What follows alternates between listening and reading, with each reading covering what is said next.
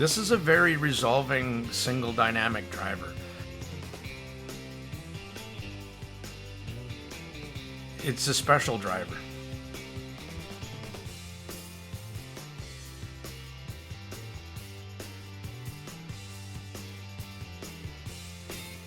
And this IM is one of these IMs that is very hard to review, because you'll be sitting there and you'll be enjoying the music so much, you're forgetting to actually take an impression.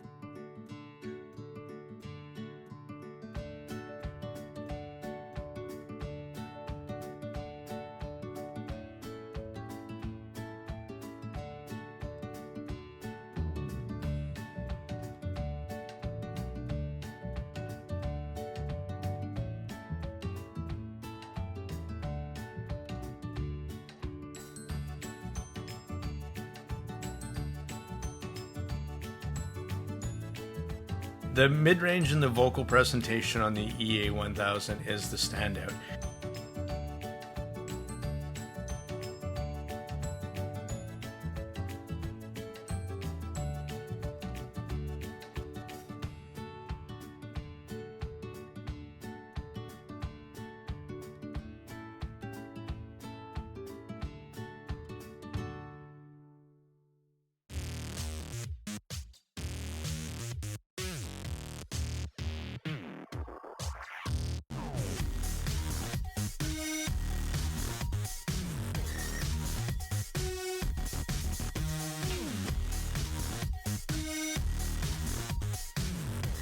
I will give credit where credit is due, and that is the EA1000 is a very resolving IM.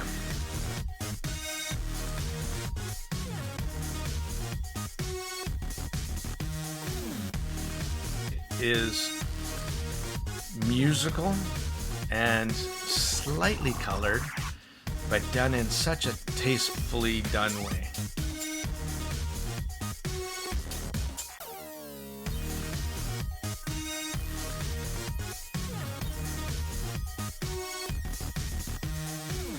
This is my absolute favorite kind of stage, the way it presents.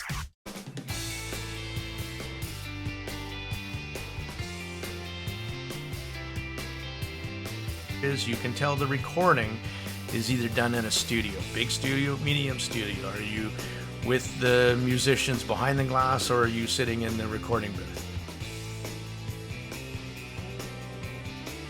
And that is the biggest compliment you can give, where you're not listening to the gear, you're just listening to music. Hello everyone. Today's illuminating TED Talk is going to be on an IM that I am super excited to share with you. This is Simgot, Fermat's last theorem, otherwise known as the EA1000. First of all, let's start off. I love little things that, in this case, it's the kind of whole format. Everything's going. I mean, it shows up in a very kind of like purplish metallic box. All your info is on the back for what the tuning nozzles actually do. And of course, we'll get into that a bit more. But what I really love, I'm not going to show you an unboxing, though the presentation is truly fabulous. What I really love is when you open up the box, the first thing that you do is you kind of open up this little, it says, Fermat's last theorem, 1637 to 1995. And then on the very bottom, it's hard to see, but there is a Latin inscription down here that I'm not going to bastardize and say, so I won't. You open it up, and there is a little gold card that says Fermat's last theorem. There are no three positive integers, x, y, and z, for which the formula. And then on top of that, it says, "It's my pleasure to meet you, music lover." It goes on a little further. Math, and this is really Simgo's just way of shouting out to and paying tribute to mathematicians. It's a whole theme, and it's lovely, and it's fun to see, and it's exciting, and more of this should happen. I'd rather have this happen than some silly little girl with bunny ears. Let's continue. I digress. Mathematics is the foundation of all sciences and the language with which God writes the universe. In about 1637, Pierre Le Fermat wrote a challenging problem on a blank page, which became known as Fermat's last theorem, also known as the mathematician's killer. Since then, a grand relay challenge of human wisdom begun. On both sides of the racetrack, countless mathematicians fell brick to the building, while many others gained nothing. Struggling throughout their lives, however, the long night would eventually pass. In 1995, 350 years after the proposing of the theorem, Andrew Wills provided the perfect proof. I'd clap if I could. The race ended up here, and human race won finally.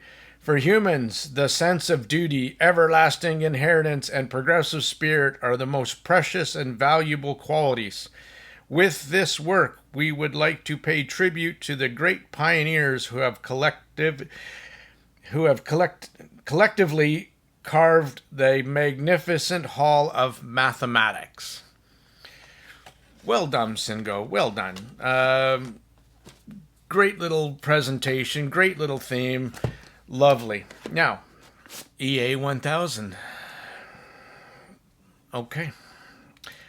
I'm only going to do one comparison near the end of this video, and that will be for the EA500, because so many people want to know, should I have an EA500, or I'm thinking about getting one, should I save up more, or should, if I already have one, should I buy the EA1000? Yes. All right. Jumping into, one more little standout thing I want to say to Simgot is your little cases forever are my favorite. You know, not only are they usable, they are well done and well thought out. On the very back of the case, salute to art and sciences. Just great little touches that, you know, I think they put a warm, fuzzy feeling in me. I love it. It also comes with this SPC cable. Lovely. Ear hooks. Lovely. My first criticism and opinion is I wish at this level now, please make an option for 4.4 balance or modular cable option, maybe. For some people don't even need a cable, but at least it'd be nice to have an option or one or two of those. If you're listening, Simgot, which you do. So that is my criticism on the accessories and what it comes with. Fit and finish, you can't complain here. I mean, absolute stunning. Clear top under with an inlay with the logo underneath. In polished metal. Fermat written on the, you're not going to see that. I got it in a picture, doesn't matter. On the bottom, you can see a little vent for the passive radiator, and we'll talk about that as well. And there's also two vents, one for the front of the driver, one for the rear driver, again on the nozzle. Did I try the tape mod? Yes, I did. but we'll get into sound in a bit as well. The two pins are slightly recessed into the shell. So if you're buying cables, I would recommend you get one of the recessed two-pin cables. Though any cable with a slightly a little protruding two-pin will work perfectly fine as well. I should also mention in the box that there are swappable nozzles, just like the EA500. And in this case, what's on my set is a set, and I did the whole gamut, of course, right? And I will say a couple things here, just inside these little filters, or nozzles, I should say, there are a different gamut of stock tuning foams inside and or filters underneath the metal grill. So when we talk a little bit about some tuning, and I talk about putting an extra nozzle filter on the top of this, these are meant to be played. Otherwise, they wouldn't have come up like the EA500 on this. And I dialed my set in to my preferences. So when I give you my sound impressions, it will be from what I've tuned, dialed my set in. I also wanted to just say something about cables and sources and ear tips. These all make a big difference. And on less resolving gear, I think it's harder to hear. In fact, there's a lot of IMs that I've listened to or that it doesn't matter what I put it on, and it all kind of sounded the same. And as you get up into more resolving gear, better quality stuff, better quality drivers, you can actually hear the difference between cables, tips, sources, 100%. And the EA1000 is, in fact, one of those. So, a word of caution when you're watching reviews and reading reviews. The reviewer should be talking about those kinds of things as well in order to give you a proper impression of what this sounds like with what they used. Because one could turn around and say it sounds bright and glary, and using sounded bright and glary, or ultra smooth AKM channeling, right? So it really did make a huge difference on this IM. Same as cables. The cable is fabulous, 3.5, great cable to be included. Changing cables, did that make a difference? It made a massive difference, actually, more so than some other IMs. This is a very resolving single dynamic driver. It's a special driver. My absolute most favorite two dynamic drivers are the Thor Molinar Mark II and the Soft Ears Twilight. They're both very standout special IMs, and like them, you can hear a difference between these different things. Let's touch base on that before we get into sound, because I think that's it's going to lead into it. Let's talk firstly, though, about my configuration. How did I get to this stage? So after listening to different sources, switching on different ear tips, the nozzle, I will say one thing about these ones. If they need to go as deep as you can go to get the best sound. So choosing your ear tip is paramount. You want to get this IM in there, and you want to get it deep. You want it to have where that passive radiator okay, is really just pushing against your inner ear. That's what's going to give you the sound and make a difference in impressions between one person and another. If they don't get good fit, it's not going to be a good impression, period. So my configuration is I'm using the black nozzles. No, sorry. My configuration I'm using is using the gold nozzles. I spent a bunch of time with the black nozzles, and then I switched over to the gold nozzles. And I also then put on a tuning foam inside of the actual nozzle itself. So there's a little 5mm by 5mm medium density tuning foam that went in there, and then over top, you can see this one here is a 500 level 4.8mm mesh grill that I got from the EA500 tuning kit. Okay, so that is how I ended up with my final configuration, and I'll pull up a graph of what that looked like.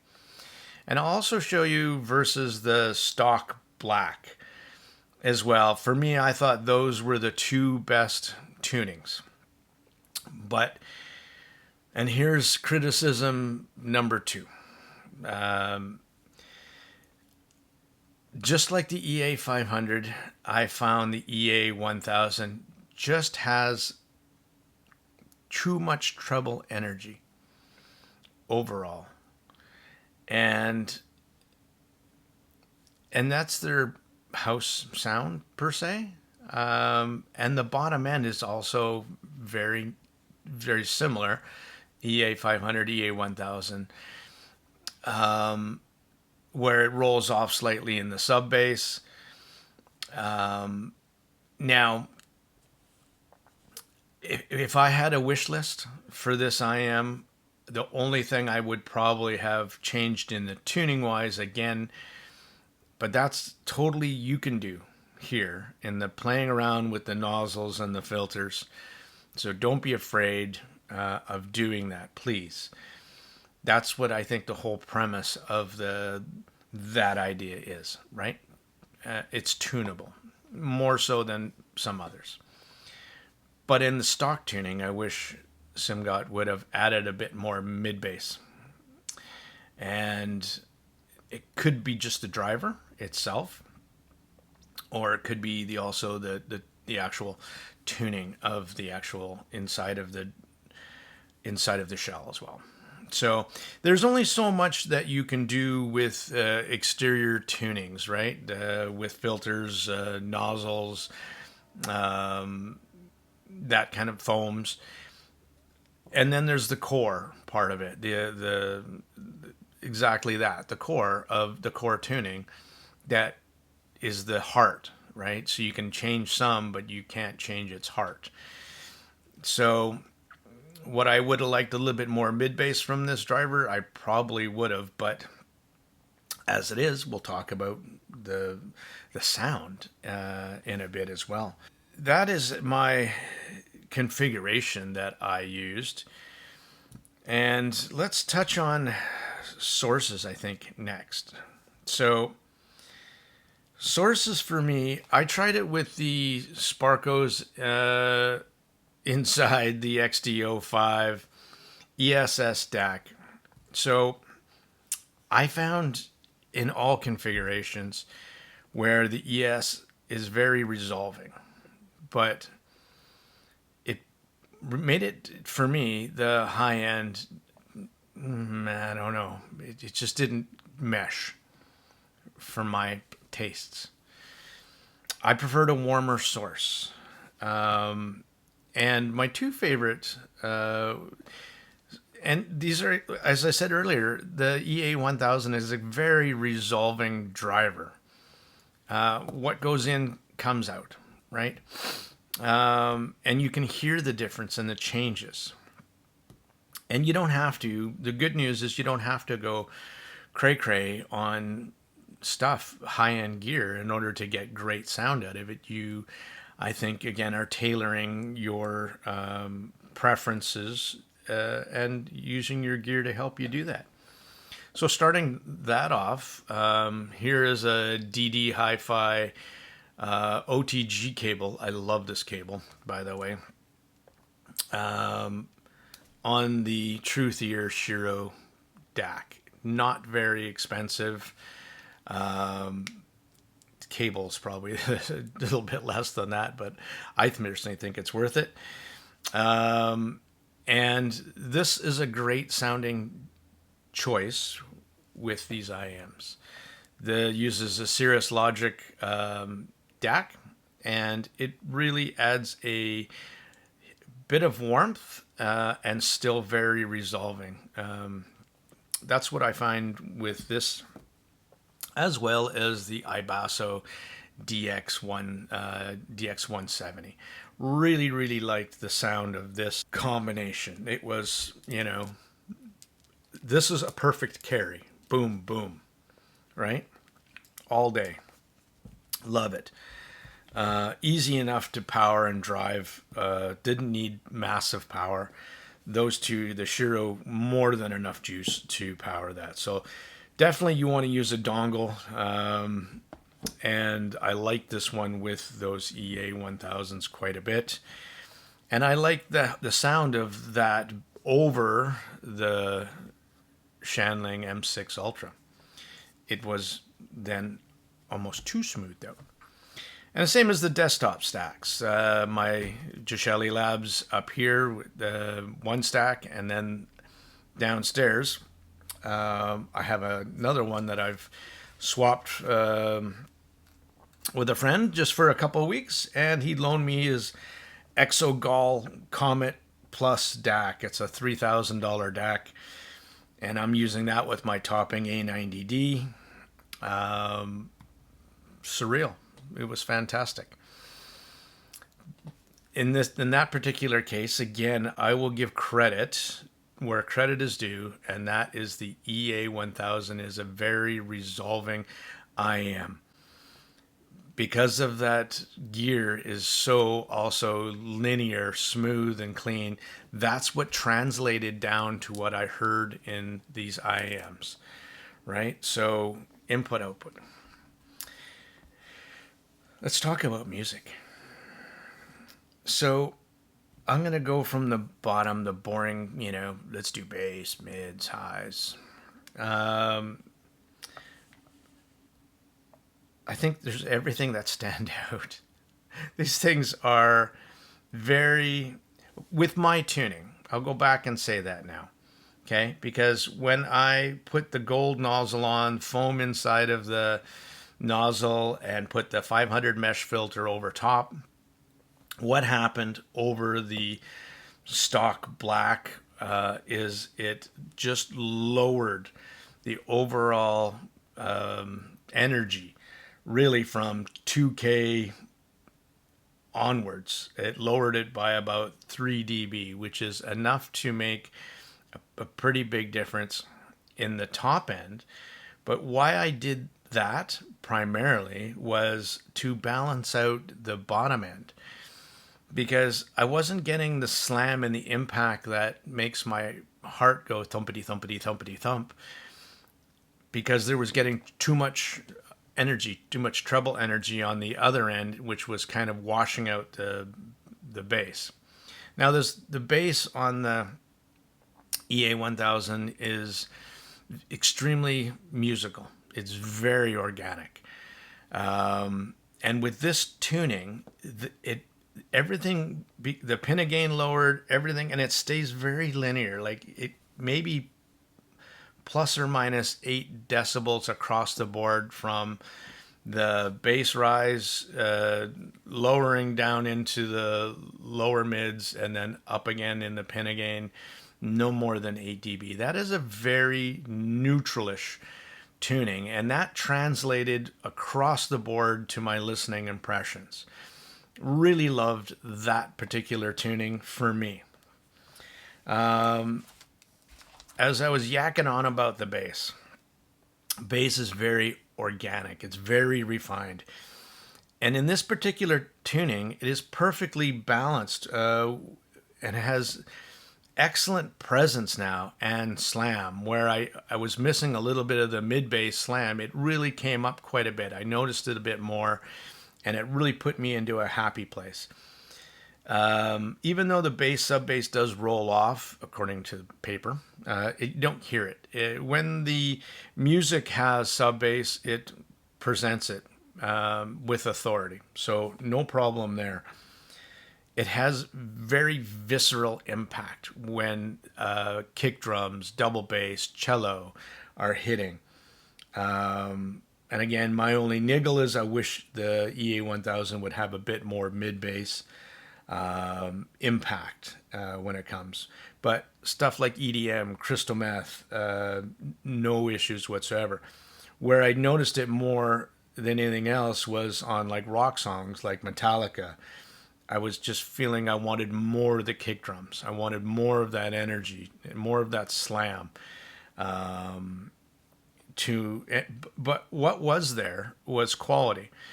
And that's the thing. I think I would rather take quality over quantity.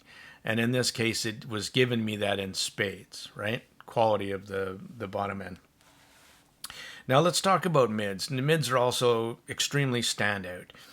So when I talk about mid-range detail, it is probably the biggest portion of it has the effect of vocals, it has the proper instruments. Everything comes, in my opinion, from the mid-range as well. So in this case, instruments have absolute perfect pitch. And that's one thing I will say with the EA1000 is this IM is tonally correct, pitch perfect. Like everything sounds natural. Piano, strings, all sound good. Now in vocals, and this is the way I like describing, if you've never watched any of my videos, I first start off with how forward are vocals in the mix. Are they balanced? Are they vocal forward? You hear more of the vocals than you do the bass and the treble. And in this case, they're perfectly balanced. Vocals are neither standout nor are they recessed. They are there giving you the emotion of the music, and not distracting you from anything else. And vice versa with the bass and the high ends. Everything is very balanced with the way I've tuned my set. But back to the vocals here again. So male vocals, female vocals. If you add in, that's the tricky thing about adding in too much mid bass. You add in sometimes too much thickness, and you bring in a warmth and a little bit of a darker sounding IM. And in this case, it's done perfectly. So male vocals are, again, they sound fantastic. And female vocals are exactly the way they should be. They're not thin and dry, and nor are they overly saturated with extra mid bass, lower bass energy to thicken them up to make them not sound natural. So in this case, they are perfect across the board. And that was it's the mid-range and the vocal presentation on the EA1000 is the standout. And I'll talk about the EA500, and that was one of the big differences between the two. Halsey, Alanis Morissette, everything, and I gravitate more towards female vocals. Fantastic, bang on. When I listen to strings, Azure Polo, all the strings are simply perfect. Excellent weight and timbre. They really are. The highs on the EA1000 again are there's not the most, this is not the most airy and detailed set you're going to have, and in a good way. And that really has to do with just having the overall sound signature of this IM. I think it is, it's not meant to be an ultra neutral, monitor like set. It is musical and slightly colored, but done in such a tastefully done way. So the highs do extend out quite far, but they're never, again, with my tuning and the warmer source, I find it was perfect for me. I'm a little bit treble sensitive, to me, around 7K is where it gets something off. And that here, I mean, it has that slight dip between 6 and 7K, and that is bang on for me. So well done, Simgo, for that part of the tuning for me. I'm going to talk about stage, because I think that was the thing that surprised me the most. And including all of the tunings. So even when I dialed down the high frequency energy, my stage, and I didn't get worse, in fact, which sometimes happens when you don't have as much high frequency energy, it got better. And this is my absolute favorite kind of stage, the way it presents. So because of the mids are so engaging, so lively, so natural, that you are pulled into the singing or the whatever's going on in center stage. And then the EA1000 presents you with this huge, wide, like live recordings. Standout, fantastic. You are either 100 feet from the stage in the mosh pit, or you're in the nosebleeds, but you can tell how big the venue is. You can tell the recording is either done in a studio, big studio, medium studio. Are you with the musicians behind the glass, or are you sitting in the recording booth? That's how resolving the EA1000 I find to be. So, and in that game, I will talk about a couple different things, and that is also, so I dialed my set in, and I should also said I have about 100. They have a burn in of about 125 hours now. I've got about 40 of them in my ears, time wise. So quite a bit at this point. And this IM is one of these IMs that is very hard to review, because you'll be sitting there and you'll be enjoying the music so much, you're forgetting to actually take an impression and write down your stuff. You're just getting lost in the music. And again, I've said that on a few sets, and that is the biggest compliment you can give, where you're not listening to the gear, you're just listening to music. And the EA1000 does that with a special sauce. So I just want to talk about one thing, and don't go, cables, the guy's a cable shill, because I'm not. But I will tell you that because of this, IM is so very resolving. So stock cable, SPC cable, it's going to add a little bit of upper end brightness to it.